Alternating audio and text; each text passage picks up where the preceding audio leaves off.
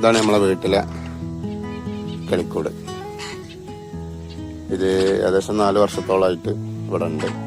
4 വർഷം മുമ്പ് കൊറോണ ടൈമിനാണ് ഇങ്ങനെ ഒരു സെറ്റിങ് ചെയ്ത് വെച്ചത്. ആദ്യമൊക്കെ ചെറിയ കിളിക്കൂടായിരുന്നു, പിന്നെ അതിങ്ങനെ വലിയൊരു ഏവേറി സിസ്റ്റത്തിൽ ചെയ്തതാണ്. 1 വർഷം അല്ലെങ്കിൽ 1 വർഷത്തിന്റെ മേലൊക്കെ ആകുമ്പോൾ ഒരു ചെറിയ അപ്ഡേഷൻ വരുത്താറുണ്ട്. അപ്ഡേഷൻ എന്ന് പറഞ്ഞു കഴിഞ്ഞാൽ ഇതിൽ ഉള്ളിൽ കുറച്ച് പ്ലാന്റുകളുണ്ട്. ഒരു 2-3 ഐറ്റം ഫ്രൂട്ട് പ്ലാന്റും ഉണ്ട്. പിന്നെ കുറച്ച് ചെടികളാണ്. ഇവർക്കൊരു ഓപ്പൺ ഏവേറി അല്ല, അപ്പം അതിൻ്റെ ഒരു ഇത് കിട്ടാൻ വേണ്ടിയിട്ട്, നാച്ചുറൽ കിട്ടാൻ വേണ്ടിയിട്ട് ചെയ്തതാണ്. പക്ഷെ അത് എങ്ങനെ നാച്ചുറലായിട്ട് നമ്മൾ ചെയ്തു കൊടുത്താലും അത് ഇവർ കൊത്തി നാശമാക്കുകയാണ് ഇതിൻ്റെ ഇലകളൊക്കെ. അങ്ങനെ ഒരു 1.5 വർഷമൊക്കെ ആകുമ്പോൾ ഒരു ചെറിയ അപ്ഡേഷൻ വരുത്താറുണ്ട്. അതിൻ്റെ ഒരു ഭാഗമാണ്. ഇപ്പോൾ ഏകദേശം 4 വർഷം കഴിഞ്ഞു. ഇപ്പോൾ ഒരു അപ്ഡേഷൻ ചെയ്യാണ്. കാരണം ഇതിൽ ഒരു ഗപ്പി പോണ്ട് ഉണ്ട്. അപ്പോൾ ആ ഗപ്പി പോണ്ട് 2 പ്രാവശ്യം ചെയ്തതും സിമെന്റിലാണ്. സിമെന്റിലായതുകൊണ്ടാണ് തോന്നുന്നുണ്ട് ഗപ്പികളൊക്കെ പെട്ടെന്ന് ചാവുക. ഇപ്രാവശ്യം നമ്മൾ 200 ലിറ്ററിൻ്റെ ഒരു ബാരൽ കട്ട് ചെയ്തിട്ട് അത് ഇറക്കി കൊടുക്കാനുള്ള പരിപാടിയാണ്. പക്ഷെ വലിയൊരു ലുക്കൊന്നുമില്ല. ആ സിമെന്റ് പോണ്ടാകുമ്പോൾ കാണാനൊക്കെ നല്ല ഭംഗി, അതാണ് ഒരു കാണാൻ നല്ല രസമുണ്ടായിരുന്നു. ഇപ്പൊ അത്ര വലിയൊരു ലുക്കൊന്നുമില്ല. പക്ഷെ മീനുകളൊക്കെ ഡെഡായി പോകണം. വേറെ എന്തെങ്കിലും കാരണം ഉണ്ടോ? നല്ല ഫിൽട്രേഷൻ ഉണ്ട്. പിന്നെ ഈ കിളികളെ കാഷ്ടൊക്കെ വെള്ളത്തിൽ ചാടുന്നുണ്ട്. ഞാൻ അതുകൊണ്ട് എന്തെങ്കിലും ആണോ എന്നറിയില്ല. ഏതായാലും ഇതും കൂടി ഒന്ന് ട്രൈ ചെയ്യാമെന്ന് വിചാരിച്ചിട്ടാണ് ഇപ്പോൾ ഡ്രമ്മിൽ ചെയ്യുന്നത്. ഇതിലുള്ള കിളികള് ഓപ്പൺ ഏവറിയിലുള്ളത് ഡയമണ്ടോവും ഫിഞ്ചസും ആണ്. ജാവ ഇതിന് മുമ്പ് ഉണ്ടായിരുന്നു. പക്ഷെ ജാവകള് ഫുള്ള് പ്ലാന്റുകളും കൊത്തി കേടിയെടുത്തു. അപ്പൊ നമ്മളെ ഇതിന്റെ ഏവരുടെ ഒരു ലുക്ക് തന്നെ മാറുകയാണ്. ആകെ ഒരു പിന്നെ പച്ചപ്പോ കാര്യമൊന്നുമില്ല. അങ്ങനെ ഒരു ഫുള്ള് മണ്ണായിട്ട് ഇങ്ങനെ കാണുകയാണ്. കുറെ കുറ്റി കൊമ്പും അല്ലാതെ വേറെ ഒന്നും ഉണ്ടായിരുന്നില്ല. പക്ഷെ ഇലകളും ചെടികളും ഒരേപോലെ നിൽക്കണം എന്നുണ്ടെങ്കിൽ എനിക്ക് തോന്നുന്നത് കുറച്ചൊക്കെ നല്ല നിലയിൽ നിന്ന് പോകണത് ഇപ്പൊ ഫിഞ്ചസും ഡയമണ്ടോവും ആണ്. എന്നാലും ചില ചെടികളിൽ ഡയമണ്ടോവ് കൊത്തുന്നുണ്ട്.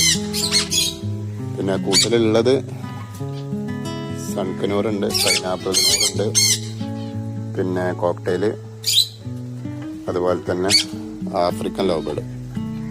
ഇത്രയും ആളുകളെ കൂട്ടിൻ്റെ ഉള്ളിലാണ്. കുഴപ്പമില്ലാത്ത അത്യാവശ്യം അവർക്ക് പറന്ന് നടക്കാനുള്ള വലിപ്പമുള്ള കൂട്ട് തന്നെയാണ്. പക്ഷെ അവരെ വിട്ട് കഴിഞ്ഞാൽ അവർ തന്നെയാണ് ഈ തത്തവർഗത്തിൽപ്പെട്ട ആളുകളായതുകൊണ്ട് തന്നെ ഒരു സാധനം, ഒരു പ്ലാന്റും ഇതിനുള്ളിൽ നിലനിന്ന് പോരാ. ഇതിനുള്ളിലുള്ള പ്ലാന്റുകൾ ഈ കിളിഞ്ഞാവിൽ എന്നിട്ടൊരു ഒരു പ്ലാന്റ് ഉണ്ട്. അതുപോലെ തന്നെ ഒരു സപ്പോട്ടയുടെ പ്ലാന്റ് ഉണ്ട്. പിന്നെ അന്ന് ഞാനൊരു വീട്ടിൻ്റെ ഫ്രണ്ടിലുണ്ടായിരുന്ന ഒരു മിറാക്കിൾ ഫ്രൂട്ട്. അപ്പോൾ ആ മിറാക്കിൾ ഫ്രൂട്ട് അവിടുന്ന് പറിച്ചിട്ട് ഇതിൻ്റെ ഉള്ളിൽ വെച്ചിട്ട്, കാരണം അതങ്ങനെ പുറത്ത് അതൊരു വലിയൊരു സംഭവം തോന്നുന്നില്ല. കുട്ടികളാരും അതിൻ്റെ പഴമൊന്നും അങ്ങനെ കഴിക്കാറില്ല.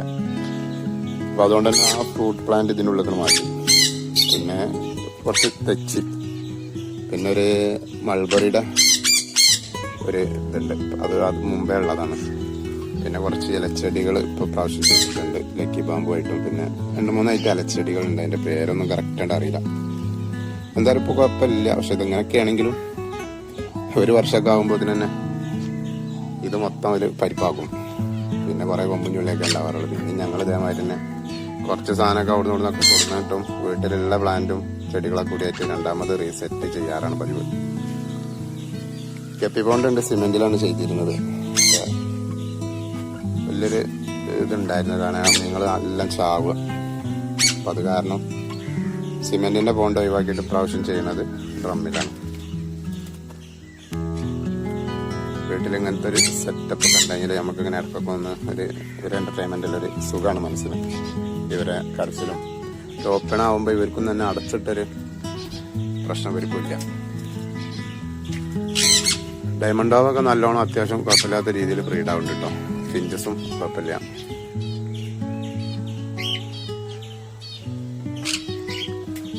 ഏകദേശം 300 സ്ക്വയർ ഫീറ്റ് അടുത്ത്, ഏകദേശം 250-260 ആ റേഞ്ചാണ് തോന്നുന്നുണ്ട് സ്ക്വയർ ഫീറ്റ് വരുന്നത്. ഹൈറ്റും തന്നെ ഏകദേശം ഒരു 3-3.5 മീറ്റർ ഹൈറ്റ് ഉണ്ട്. മോൾ ഭാഗം കുറച്ച് ഓപ്പണാണ് കേട്ടോ. കുറച്ച് വെളിച്ചം കിട്ടാനും തൈകളൊക്കെ ഉള്ളതല്ലേ. അപ്പൊ അതിന്റെ സെൻട്രലായിട്ട് ഒരു ഓപ്പണായിട്ട് ഗ്രില്ലാണ് ഫുള്ള്. ഒക്കെ ഡബിൾ നെറ്റാണ് ചെയ്തിട്ടുള്ളത്.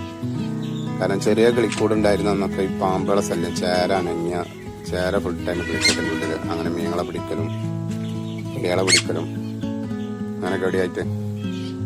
പിന്നെ ചെയ്തത് ചെറിയ നെറ്റാണ്, ഡബിൾ നെറ്റാണ് ചെയ്തിട്ടുള്ളത്. ചില ഭാഗങ്ങളിൽ ഡബിളാണ് ചെയ്തിട്ടുള്ളത്. പക്ഷെ നിങ്ങളൊക്കെ ചെയ്തിട്ടുണ്ടെങ്കിൽ ഇതൊക്കെ ഇതുപോലെ തന്നെ യൂട്യൂബിൽ നിന്ന് കണ്ടിട്ട് ചെയ്താട്ടോ. മറ്റുള്ള നമ്മളുടെ ആളുകളെ യൂട്യൂബൊക്കെ ഇങ്ങനെ കണ്ടിട്ട് അതിൽ നിന്നാണ് ഇതിൻ്റെ ഇതൊക്കെ കണ്ടു പഠിച്ചിട്ട് ആ ഒരു റേഞ്ചിൽ നമ്മൾ പണിക്കാർക്ക് പറഞ്ഞു കൊടുക്കാറാണ്. പിന്നെ ആ ഒരു സെറ്റപ്പിൽ അങ്ങനെ സെറ്റാക്കലാണ്. പക്ഷെ ഇതിൻ്റെ ഉള്ളിലുള്ള ഇതൊക്കെ പിന്നെ നമ്മളൊരു ഐഡിയക്ക് വേണ്ടിയിട്ട് അത് ചെയ്യുന്നതാണ്.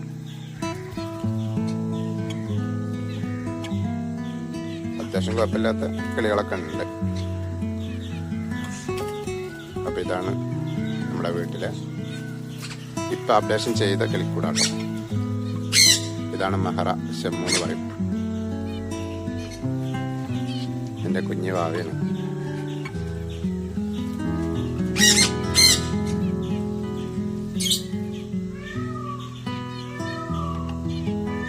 അപ്പൊ ഇങ്ങനെയുള്ള പ്ലാന്റുകളൊക്കെയാണ് ഇതിലുള്ളത്.